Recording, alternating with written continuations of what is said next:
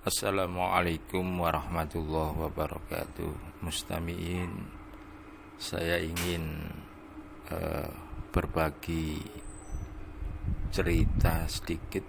Saya punya teman, dia seorang mu'alaf. Kurang lebih setengah tahun ia masuk Islam. Tekun ia belajar Islam. Namun ia bertanya kepada saya, ada kejanggalan yang perlu mendapatkan jawaban.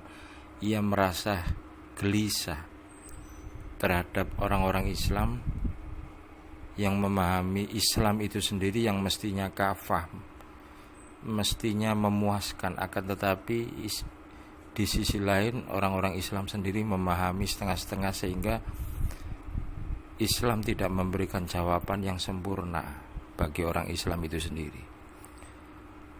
Haji, rukun Islam yang kelima itu, ketika hari ini kita daftar, mungkin 40 tahun lagi kita akan berangkat haji.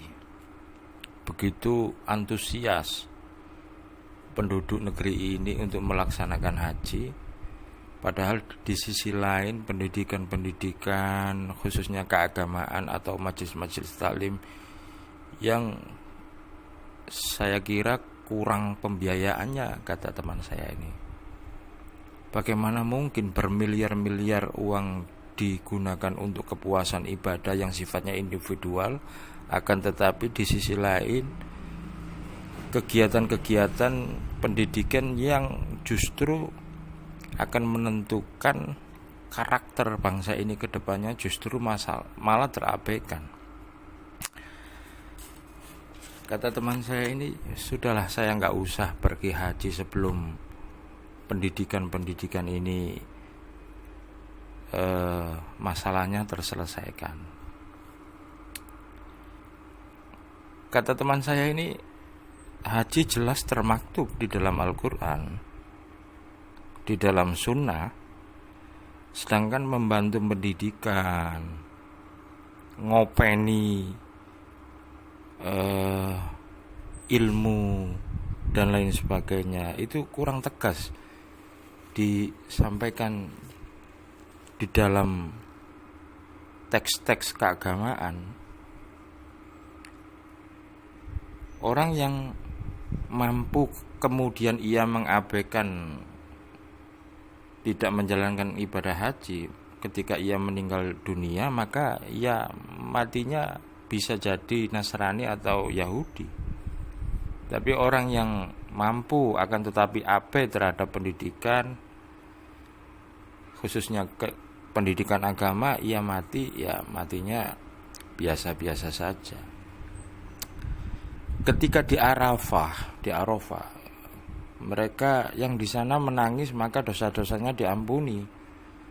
Tapi ketika ada orang yang meneteskan air mata, sedih melihat orang-orang miskin, maka tidak ada sebutan apapun kecuali mungkin hanya tangisan orang-orang yang cengeng.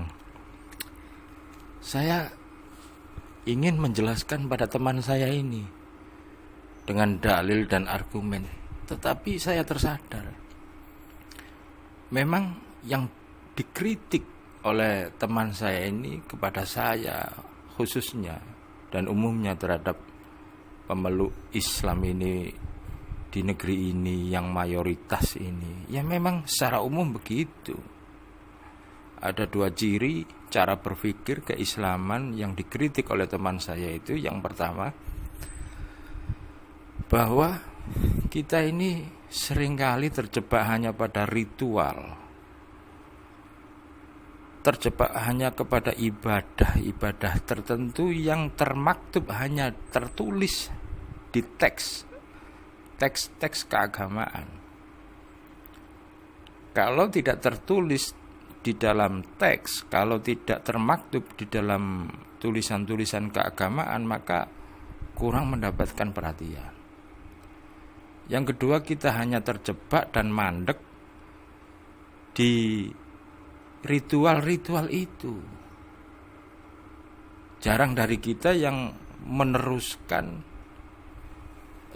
tujuan-tujuan ritual itu, apa kandungan makna dari kandungan perintah-perintah Tuhan itu. Kita hanya mandek tekstual tanpa melanjutkan ke arah tekstual. Mustami'in, mustami'at bukan berarti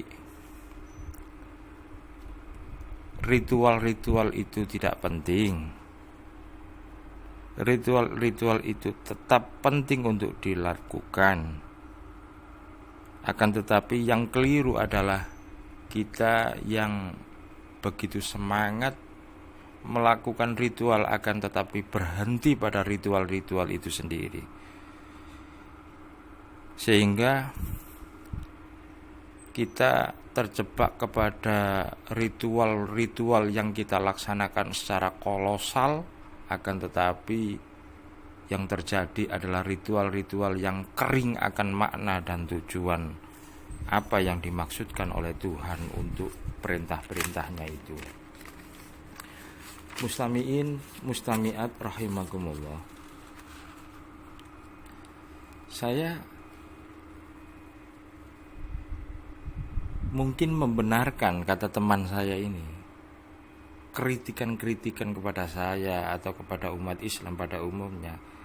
Tetapi ia juga keliru ketika mengatakan saya tidak perlu naik haji sebelum saya melihat pendidikan di daerah saya ini sudah berjalan dengan baik, tercukupi pembiayaannya. Ia tidak mau melaksanakan ibadah rukun haji, rukun Islam yang kelima, itu juga keliru.